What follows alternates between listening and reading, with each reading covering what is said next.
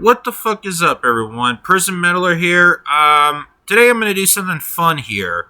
I know some of you guys watched Quest for Medals video. He put out some 20 medal questions, a couple of days ago, and I thought it's fun for me to do answer. So it's kind of like a little response video on it, and I find it fun to do. So he has 20 questions down, and I'm gonna see if I can answer all 20 of them. So let's go ahead and begin. Alright, so the first question is, what band shaped my taste more than any other?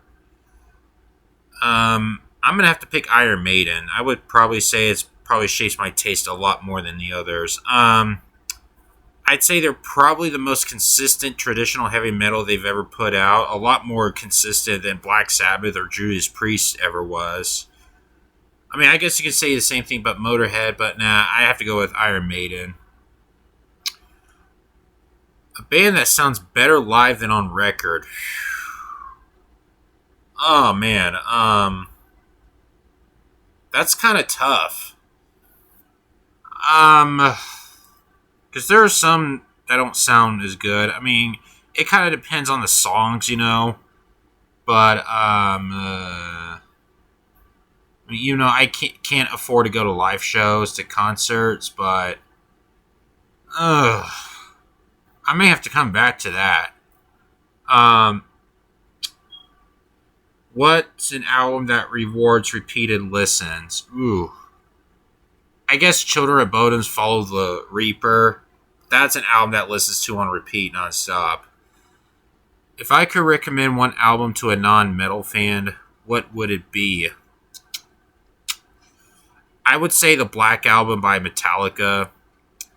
That would be a star for new metal fans. Same with Paranoid by Black Sabbath. Name an album that helped you through a difficult time.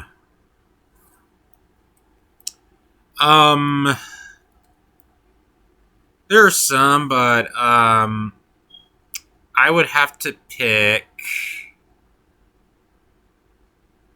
I'm gonna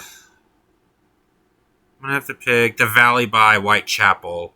I'm not gonna say why it did because it's kind of personal for me, but that's a pick right here. And there's some, but this is the one that comes to mind. Name a band I'll always defend. Oh man, I have a lot. Iron Maiden, back, of course. Yeah, they may have a few downfalls with the Blaze Bailey eras, but I'll always defend them no matter what. But I'm not going to fucking dick ride it or anything like that. An album where the deep cuts are better than the hits. Disposable Heroes by Metallica, which is from Master of Puppets. I always prefer that song more than Master of Puppets or Battery. I mean, don't get me wrong, those are great songs, but yeah, I have to go with Disposable Heroes on this one. A band I wish would stop making music. Motley Crue. I mean, they were good back then. Nowadays, they suck. Fucking retire. An album where production holds back the songs. Back to Metallica, Death Magnetic. Fucking Rick Rubin with his loudest war. It kind of ruins the albums. It really holds back the songs. I mean, don't get me wrong. There are some good songs from Death Magnetic, like Cyanide and The Day That Never Comes. Those are good songs, but it's just the production that's just too hard to ignore. Next question. An album that defines a genre perfectly. Ooh, that's a good one. That is a good one. Defines a genre perfectly. I have a lot. But, I am going to say Bonded by Blood by Exodus, because that I would think of a thrash album. I know that sounded random, but I mean, Exodus is I would say it's probably the most consistent thrash band they've ever put out next to Overkill, but yeah, I'm going to have to go with that because I thought It's hard to explain, but I think that fits the thrash well perfectly. An album that I respect more than I enjoy. Number of the Beast by Iron Maiden. Don't get me wrong, it's a great album, but I feel like there's a few better albums that I like more than I do on Number of the Beast, such as Somewhere in Time, Seventh Son of the Seventh Son, Power Slave. I prefer these albums more.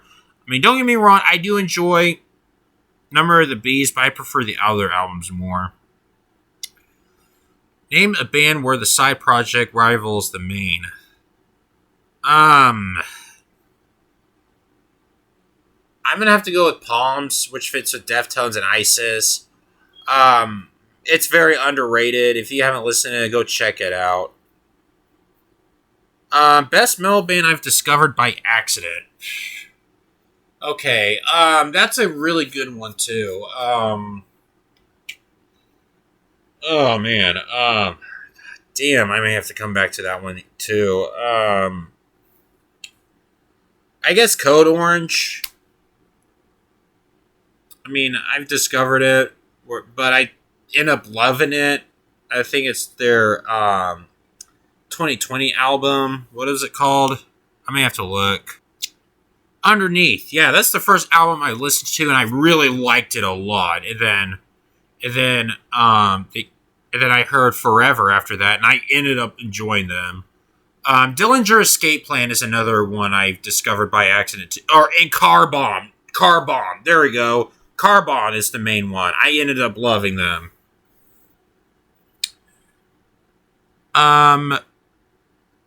Next one. If I could erase one album from a band's discography, what would be the album? Illid Divinum Insanus by Morbid Angel. Fuck that album. The album sucks. I hate it when they added the industrial sound to it. It fits the death metal. It does not fit well at all. I could probably say the same thing with Saint Anger. Unless you want to count Lulu on there, since that really doesn't count to be a part of Metallica's main discography. So, Super Collider is another one too. Same with Path of Totality. I wish those albums would never exist. I know I kind of broke the rule on that one, but, oh well, it is what it is. A band that I loved early on, now can't stand, Five Finger Death Punch, even though I wouldn't say I love them, but I used to like them a lot. I mean, yeah, I may still think albums like War's the Answer, Way of the Fist are decent albums, but anything after that is just blows. A band I hated early on, now love. Meshuggah. I originally couldn't get into them. I think I started off with the Nothing, and I thought it was fine. It was okay. I couldn't get into it, and I'm sure as hell doubted that I'll get the rest to them. And then I heard some other songs like Bleed, which I thought that song kind of hits, but I kind of doubt about the rest. And then I've heard Chaos Fear, and that album kicked a lot of ass. I love the technical stuff on there and the crunchy riffs. I thought that kicked so much ass. So I decided to give the band another chance, and I ended up loving them. Periphery is another one of mine. I originally can't stand the vocals, but as I decided to give... I think I started off with the wrong album, which is their self-titled album, because Spencer sounded like a frog on that album, and then I heard it Reptile, and I was kind of blown away, so I decided to give that band another chance. So there's that. Okay, what's next one? Next one. A popular band that I can't get into. Ghost. I just couldn't get into that band. I don't see what the hype is. A metal band I love for reasons beyond the music.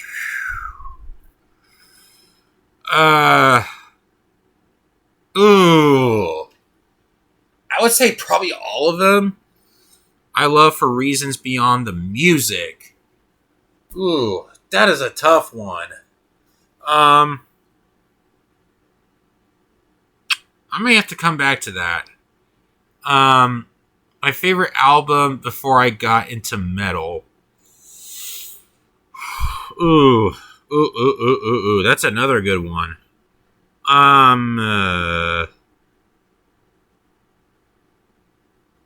I say Self-Titled by Slipknot. I wouldn't say I got into metal. Or Hybrid Theory, I should say, before I got into metal. I would say Hybrid Theory by Linkin Park. My all-time favorite album, Rust in Peace by Megadeth, duh. Same with Somewhere in Time by Iron Maiden. The recent one, Blood Incantations, Absolute Elsewhere. Colors by Between the Buried and Me. Those are great ones. Alright, now back to the questions that I haven't answered. Okay, a band that sounds better live than on record. Ah, god damn it.